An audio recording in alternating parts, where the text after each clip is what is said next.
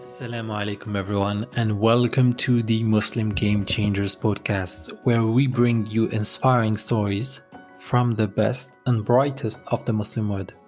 I'm your Hussein, and I'm very excited to take you on a journey of discovery featuring high-profile Muslim leaders from all around the globe.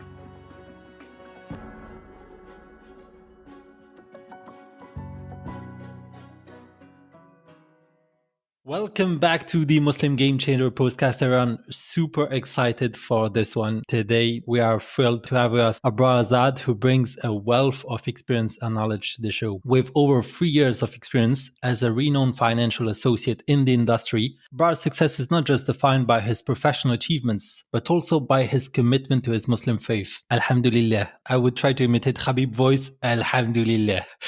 He recently led, with the help of the whole Deutsche Bank Muslim Network team, a transformative spirituality event encouraging young Muslims from the UK but also from Germany to be true to themselves in the corporate world. He passionately encourages young Muslims embarking on their careers to embrace their identity fully. Besides his financial expertise, and as a fun fact about Abrar, he loves traveling all across the globe and is a massive sports fan. We're excited to hear about him and his insights today. Assalamu alaikum. How are you doing today? Wa alaikum assalam wa rahmatullahi wa barakatuh, brother. Jazakallah khair for the introduction. I don't know if I was worthy of such an introduction, but I appreciate it nonetheless.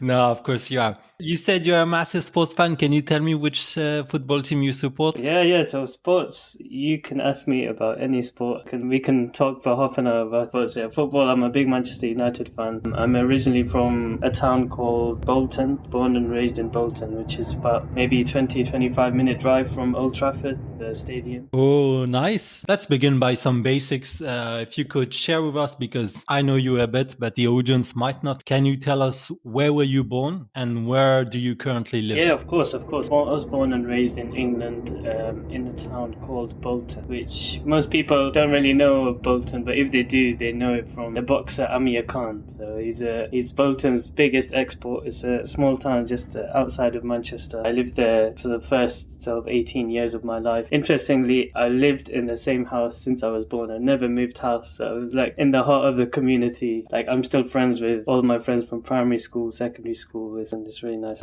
From Bolton, I moved out for university. I moved to Warwick, so I went to university in Warwick. I studied accounting and finance. So I was there for 3 years. Honestly, alhamdulillah, that was one of the best 3 years of my life. I met so many amazing people and amazing young Muslim brothers who I still speak to every single day. Graduated in 2020, just at the point COVID was starting. That's when I graduated. My final term of my final year at university, that's when COVID hit and everything flipped to 180. Alhamdulillah, so most of my university wasn't affected by COVID. And then, so I joined Deutsche Bank on the finance graduate program. Even then, I joined the working world, away from being a student. I joined the professional life in a completely virtual setting.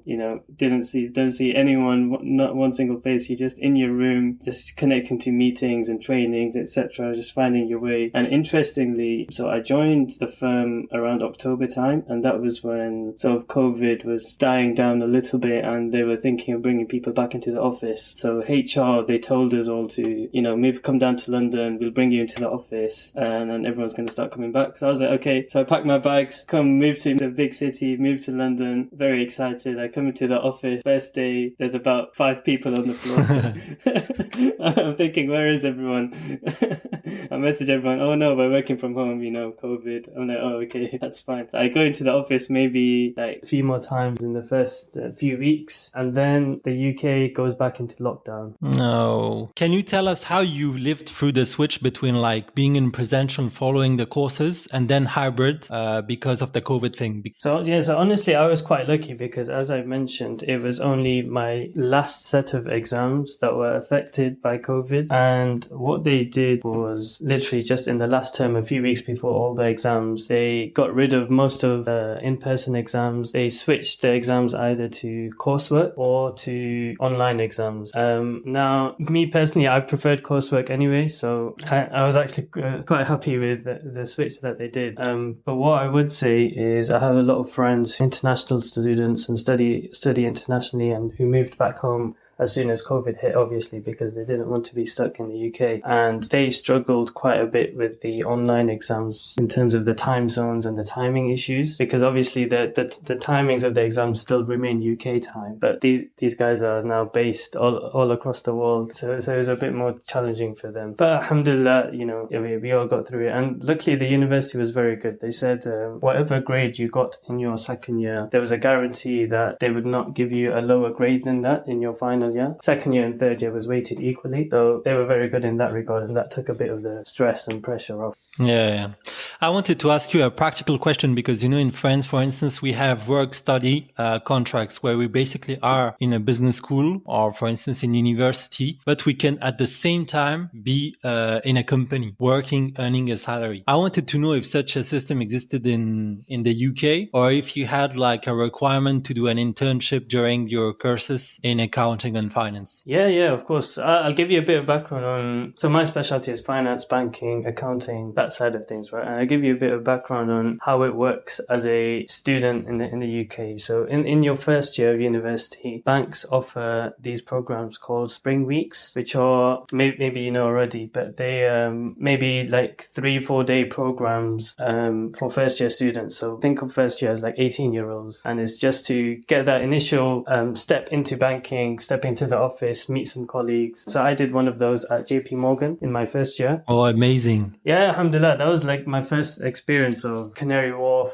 in, working in a 30-floor tower. I always say one of the things that I constantly remind myself of is the office that I'm working in right now. I work in one of the big towers in Canary Wharf. Honestly, if you lift that building up and put it into my hometown in Bolton, it would be the tallest thing in Bolton by miles. So I always think of things like that. Sometimes you get lost in the grind, in the daily grind, thinking, what's the next step? But you sometimes forget where you came from, right? Yeah. So as I was saying, so that's first year. And then second year, that's when, as you mentioned, you apply for summer internship. So they're longer programs, maybe 10-12 weeks long. I would say this is probably the time where I faced my biggest setback. Like, I'm someone who loves to plan ahead and loves to think about the future and the possibilities in the future and where I want my life direction to go. So that's my personality, right? So I had this plan, I get this spring week in first year, get the summer internship in the second year, and then the graduate program in the once I graduate. So I get the spring week, that's a tick, and then summer internships, I apply. I get like to the final stage maybe 3-4 times, but I get no offers whatsoever. So I'm thinking, this is my plan, it's ruined, what do I do now? It's all over. Like, banking is very competitive, right? But alhamdulillah, like at the same time, I was also very interested in volunteering, and at the same time, one of my friends, literally out of the blue, he reached out to me.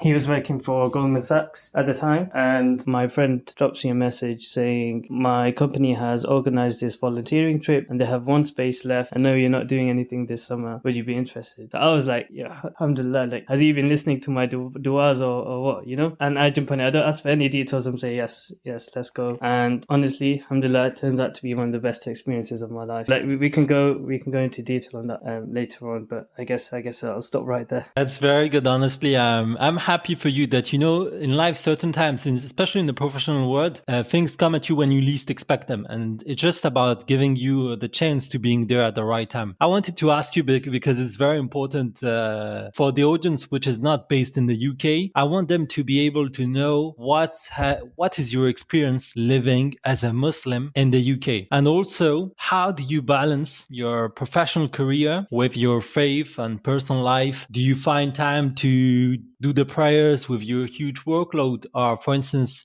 if you can share, for instance, how was last Ramadan at Deutsche Bank? So my main question, how is it like being a Muslim in the UK? Yeah, of course. No, that's a great question, honestly. And first thing, what I would say is it really depends on the stage of my life you ask me. Depends. If you ask me as a young child growing up in Bolton, I would say the UK is 100% Muslim. I would say all you see is Muslims, the country is a Muslim country. Because I grew up in Bolton, where there's a masjid on every corner. My primary school was probably like 80% Muslim. My secondary school 50% Muslim. I've got most of my friends are all Muslim, and it was like halal food everywhere. As I said, masjids everywhere. I did my madrasa Islamic education in Bolton as well.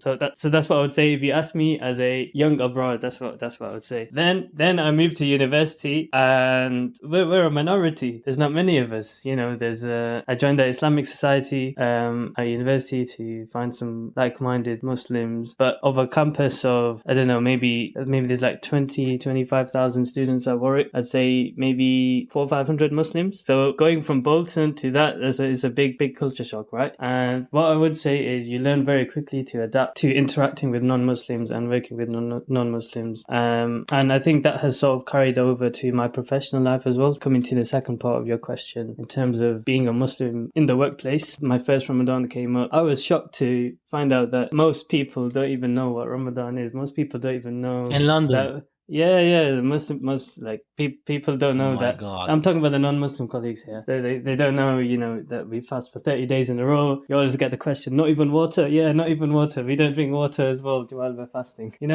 Like that, those sort of questions. But what I would say to caveat that is what I found, alhamdulillah, is even though they don't know much about Islam, they're curious. They don't have, they're not deep set in their views.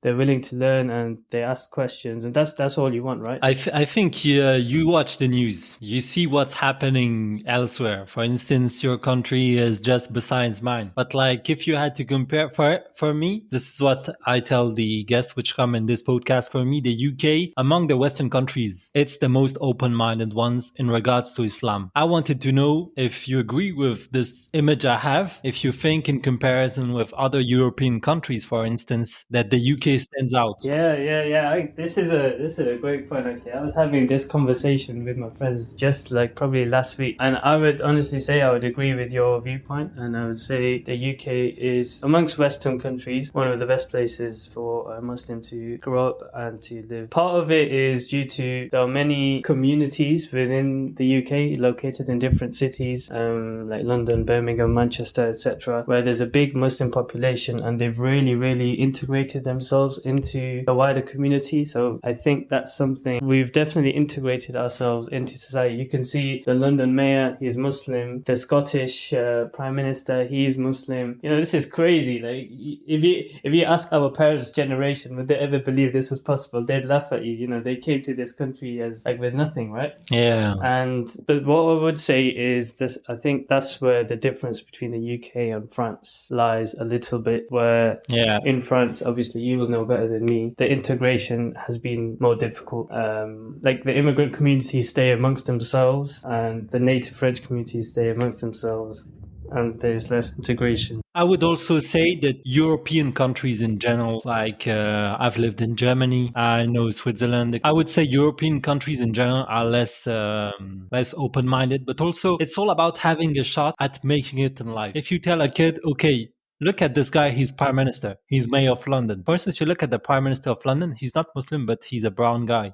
And you tell yourself, hey, I live in a society where the number one is also a colored person. I can make it up there. And here, there is this hope, this hope that you can have the shot, which is, I think, can be very hurting. Exactly. But I think the UK might be a good hope. It can attract where certain countries might not attract, they're rejecting those brilliant talents, telling them in reality, you are not welcome here. Yeah, no, it's really sad. It's really a sad situation. But yeah, I would agree completely. And I would say that's one of the reasons why I believe even things like this, things like the podcast that you were doing, is very, very important for young Muslims to know that there are opportunities out there where you can. I'm not saying I'm there. I'm not saying like I'm like a role model people should look up to, anything like that. I'm just saying that young Muslims have a chance to do whatever they want in the world if they really put their mind to it. And I do a lot of work in the UK. Like I volunteer for an organization called Al Malia, and they work with university low income students from a minority hospitality background. I mentor a student who's currently at university, and I've been helping him, speaking to him about the different jobs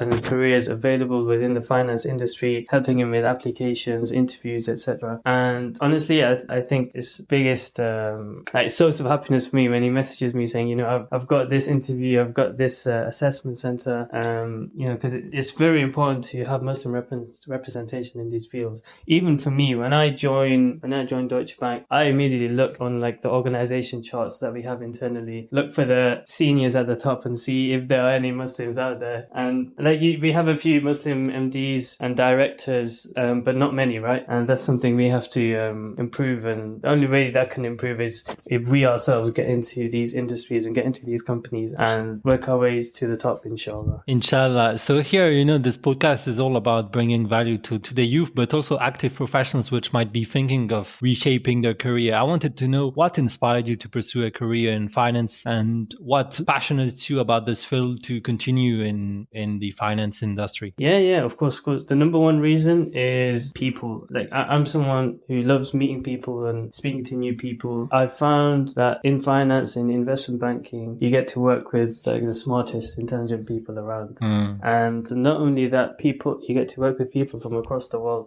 I'll give you an example. Just in my team, my manager is South African. We have a Russian, Polish, 2 Australians. It's international, right? It's very, you don't get those experiences anywhere else. That's my number one motivation, I guess, for going into banking. And as I mentioned, I grew up in a small town where nobody even knows what an investment bank is, right? There's no investment banks in Bolton.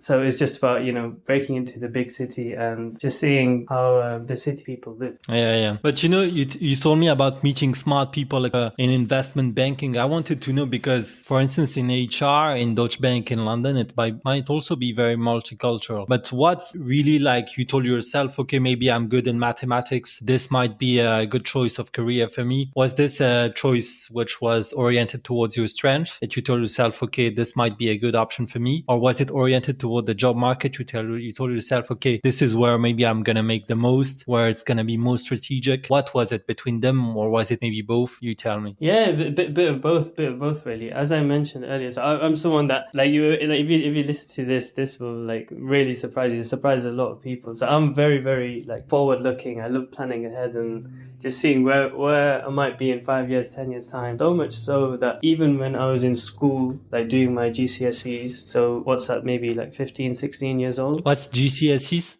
Your exams when you're 15 and 16. Okay.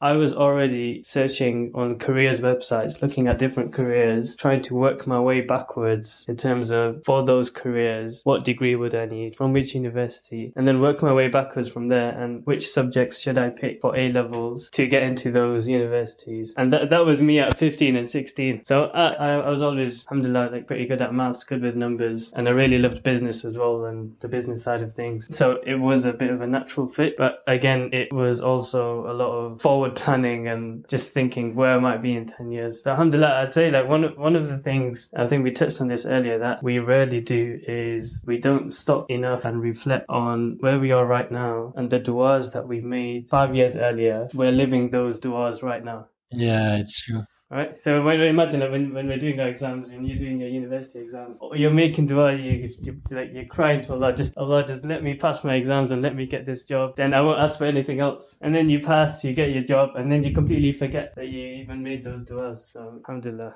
Because we're always running after time, looking at the next thing. It's like this. It's a capitalist society, but basically you were pioneering the. I wanted to give an advice also for the audience, because this is very good.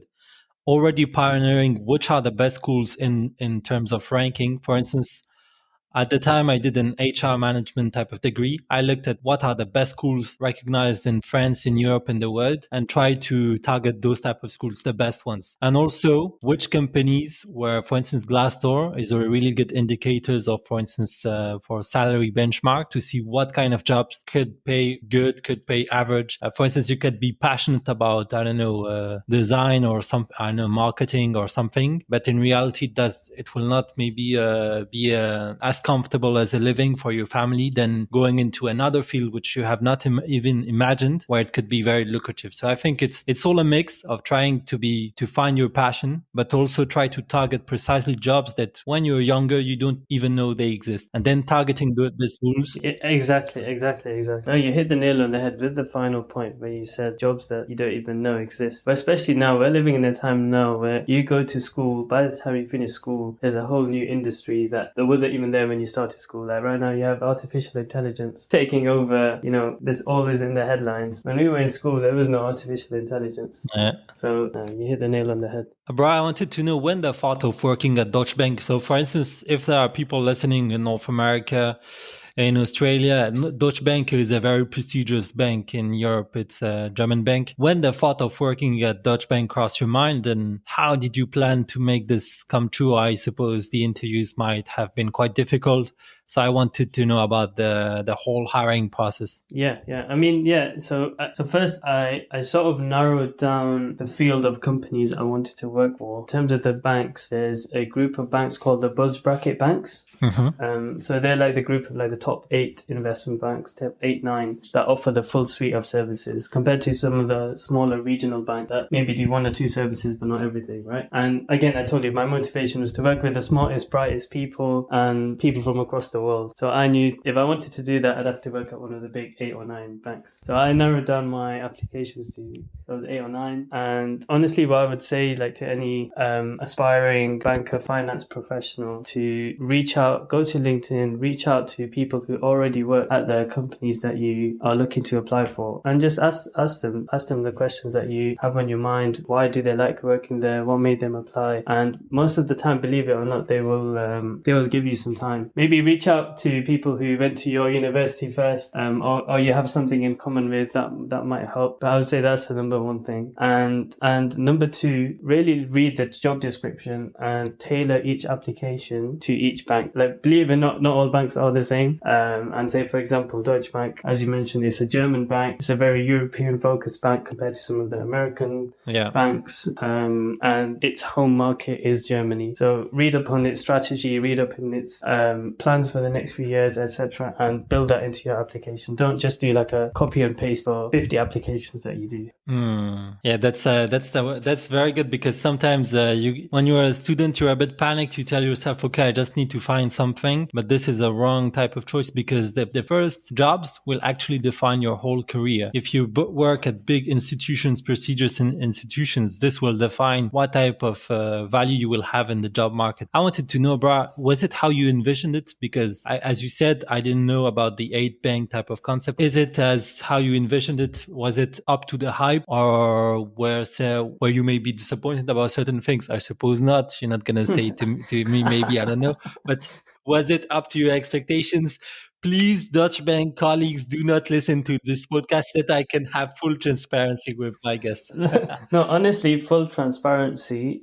I would say, alhamdulillah, it's been amazing so far. I've been at DB for almost 3 years now, and I started on the graduate program. I did 4 rotations across 4 different teams. I got to see different areas of the bank, and what I would say is not just Deutsche Bank. Like, I don't want to be biased to Deutsche Bank, but the large companies in particular, they will go out of their way to train you and put money to train you and upskill you and make you a better professional, which is only good at your early stage of your career. It's only a good thing, right? So they've got the money, they've got the budget to really take care of you when you're young, and give you opportunities to shine, give you opportunities to work with very, very senior people in the industry, who have been in the industry for 20 plus years, be able to present with them, interact with them, see how they work, see how they talk, see how they speak to clients, etc. And you just learn, right? And again, that comes back to working from home versus being in the office. In my first year, it was much more difficult to do that sort of stuff when you're working fully remotely. I'd say you have to be a lot more proactive when you're at home, in terms of putting time in people's calendars to learn about things, versus when you're in the office, you can just see when someone's free, right? You can go up to them, tap them on the shoulder and say, I've got a question. A very good point. I wanted to know also, how would you describe so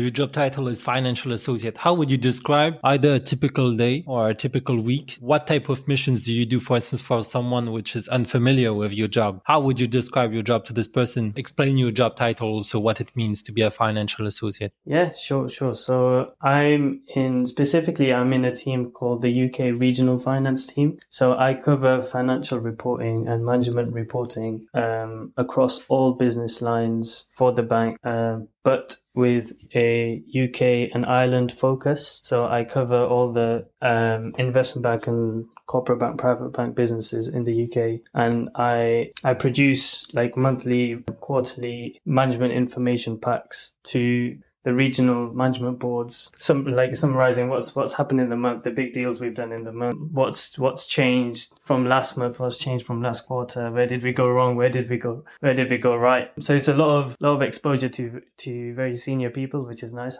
alhamdulillah. So that's one hat. Another hat is I do a lot of forward looking stuff. As I said, this very much fits with my personality of looking forward, right? So I every year I work on the 5-year plan for the bank. The bank wide we do like a 5-year outlook of where we want businesses to go, costs, revenues, number of employees, everything you can imagine, right? So we plan that out for 5 years. So I work on that for the UK region as well. Okay. Do you do financial forecasts, like for instance of what's coming ahead? Exactly, Excellent. Exactly. Very good.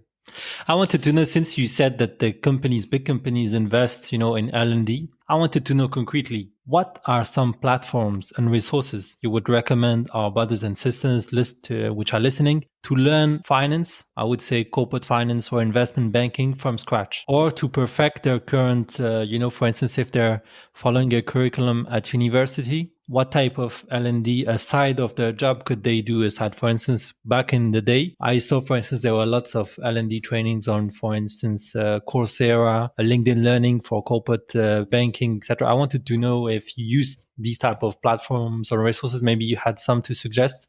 What I would say, and I think this is an important point to highlight for any young listeners out there, particularly if you're at university, you're studying, is not just a bank, but any corporate company. If you join them, you're applying for summer internships, graduate programs, they don't expect you to know everything. They don't really expect you to know much at all. They're actually just looking at you, and in your interview, they just want to see, can I sit next to this person for the next 3 years? And would it be enjoyable working next to them? Are they willing to learn? Are they willing to ask questions? Are they curious? And that's all they're looking for. They know that you're not going to have the same expertise as someone who's already been working for 5 years, and that's fine. As I said, they're willing to invest in you and help you learn once you join. So I think that is an important point to note. In terms of like courses, I would say nowadays, there's great resources on YouTube where people, one YouTube channel I would recommend is a brother called Afzal Hussain. So he's a Muslim brother as well from East London, a former investment banker, and he's honestly putting out great content at the moment for young people and like information about different careers and different jobs within the finance industry.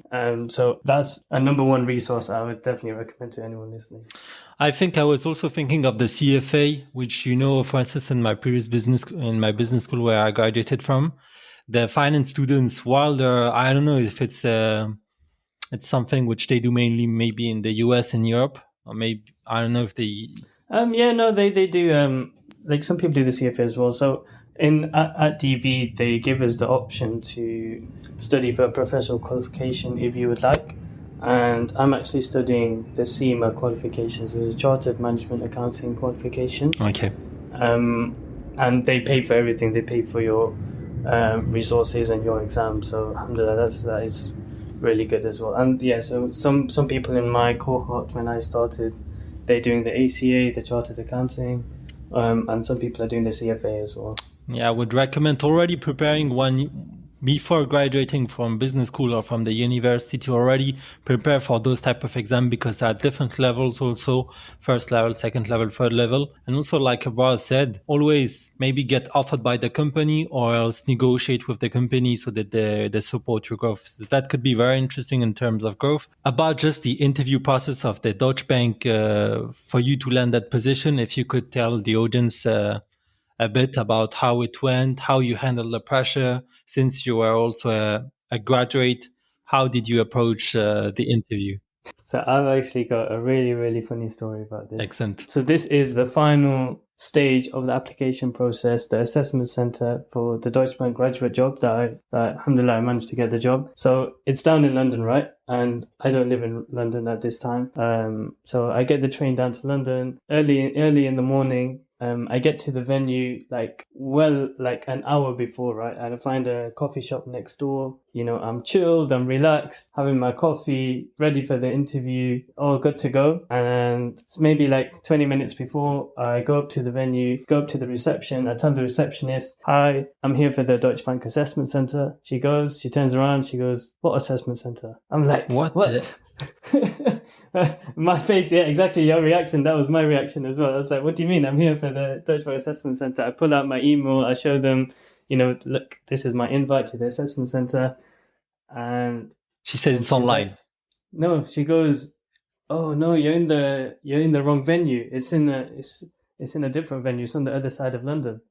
Oh, so you could imagine what was going through my mind. Apparently, so it wasn't in the office; it was in a specialist venue, right? And there's two venues like with the same name, but in two separate parts of London. And I don't know if you visited London before, but London's a very big city, right? So to get from one side of London to the other takes quite a long time. So I'm already like pretty stressed at this point, and so I ring my HR contact. I tell them, you know, this is the situation. I'm on the wrong side of London. I'll be over as soon as I can. They're like, "Okay, hurry up." So obviously it's not a great impression, right? So I pull out my Google Maps. I'm trying to find the quickest way to the other side of London. I get there maybe like an hour late to this assessment center. And if you don't know how an assessment center works, it's not just one interview. It's like 3 interviews plus a group task. So it's like a full like 3-4 hour event, right? So I've already missed 1 hour. So I get there, rush, put my bags down, and alhamdulillah, I still get to do my interviews. But what they made me do was, you know how you get like 10-15 minute breaks between each interview? Instead of the breaks, I had to read my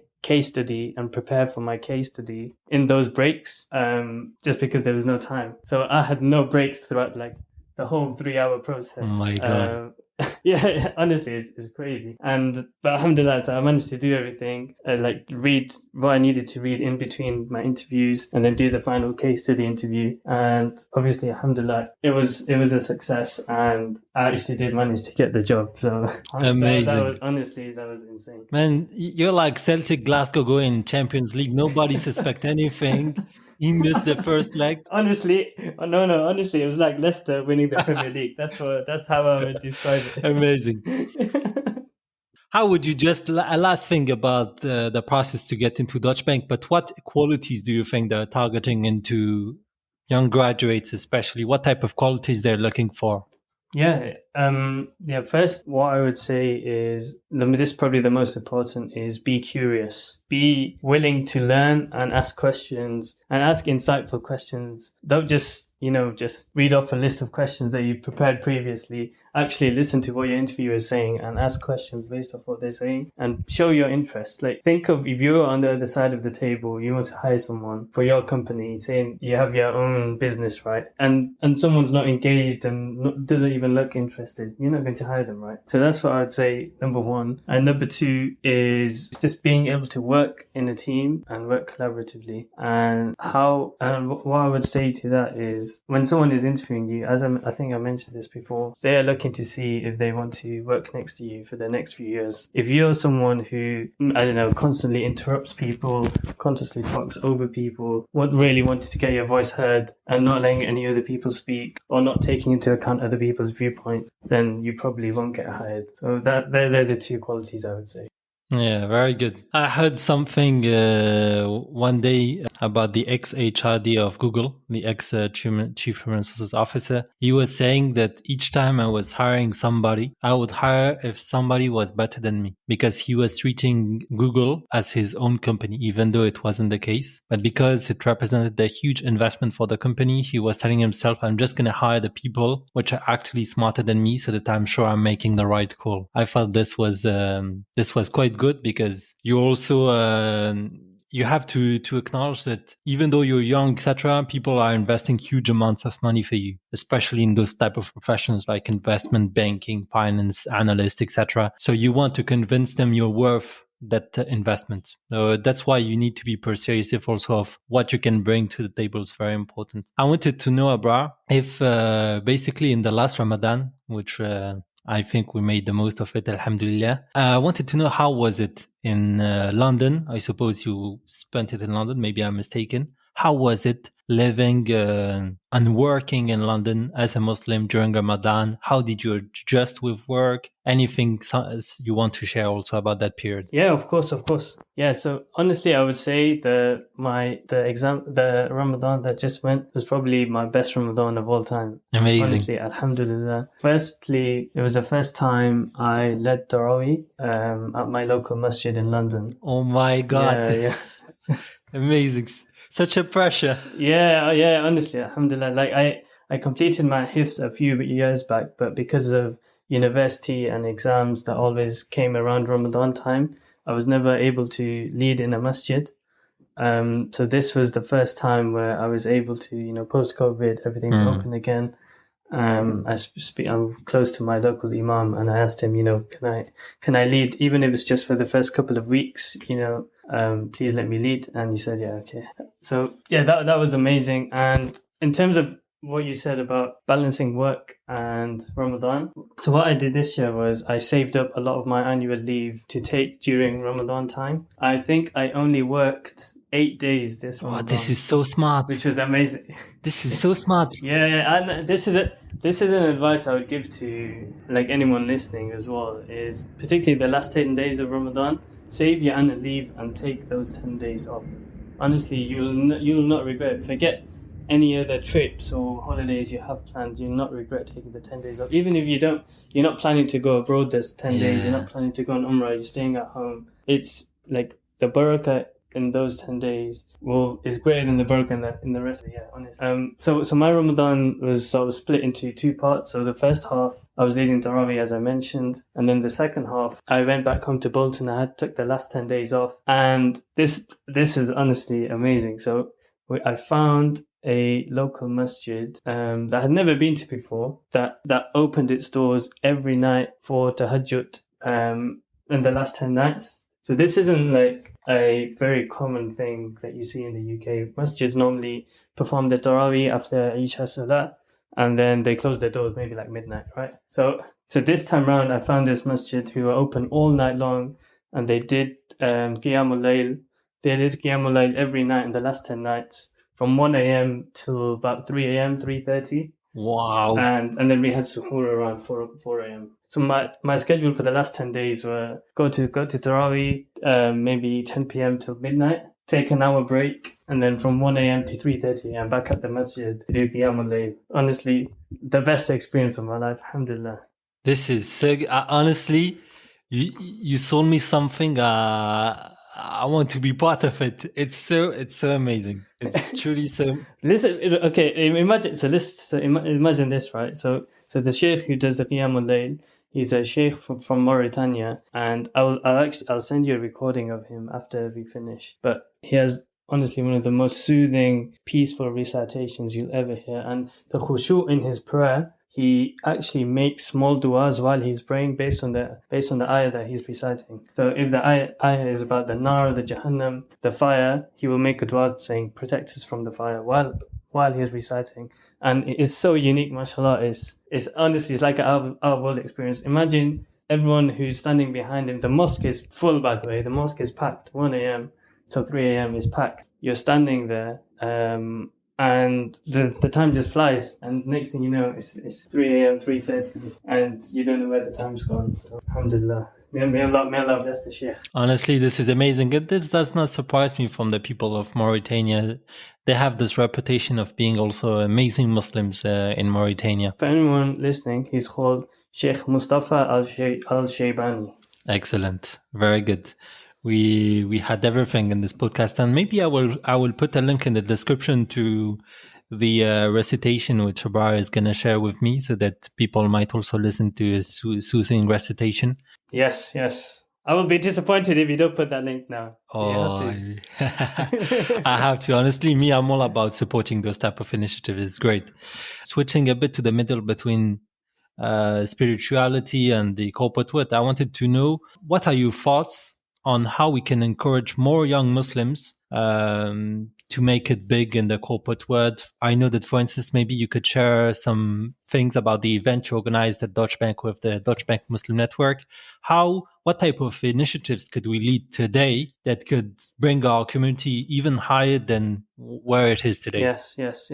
So at university, I was very heavily involved in the Islamic society we had, which brought all the Muslims together, and that was great. Then when I joined the corporate world, like there was a big hole that was left there that I wanted to fill and find some like-minded Muslims and get together. So immediately, as soon as I joined as a fresh graduate, I got in touch with the head of the Muslim network at Deutsche Bank, who's a sister Amara at the time. And I said, this is my background. I want to get involved. What can I do? What events do you have going on? And the response I got back was, it's COVID. We've not really done any events in a while. We don't really do too much. Do you have any ideas? That sort of thing. So I was quite disappointed at that point. But then I was like, if it's not there, someone has to do it for the first time, right? It has you can't just everyone just sit around and expect someone else to organize something, right?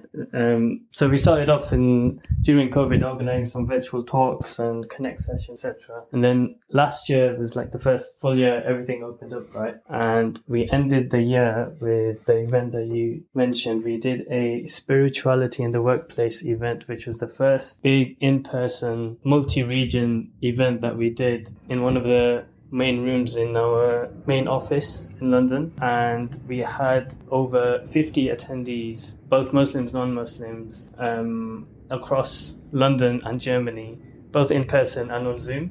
And the main aim of this event was to showcase to Muslims and non-Muslims, our colleagues at the bank, that spirituality and nourishment of the soul plays a key part in your performance at work and actually helps improve your performance at work.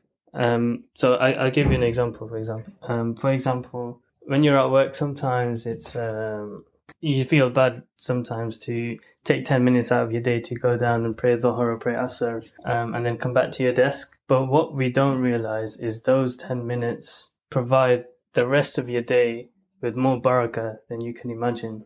And it actually helps improve your performance. Sometimes you just step away from the desk, disconnect completely, and just speak to your Lord and bow down to your Lord and then come back to work. So that's how we sort of framed it to the non-Muslims that we had, right? So we had guest speakers, we had people in Germany speaking, people on Zoom, and we had a guest speaker in the room as well. And we provided food for everyone afterwards. We even auctioned off a piece of artwork, and alhamdulillah, we raised £500 from that. Oh, so that amazing. was just from the night from a donation, yeah. Alhamdulillah. So yeah, that was a great success. This is very good, and I think it will be very inspiring for the next editions of such an event. It's very good. I wanted to know, before we wrap up this session, I wanted to know a last question.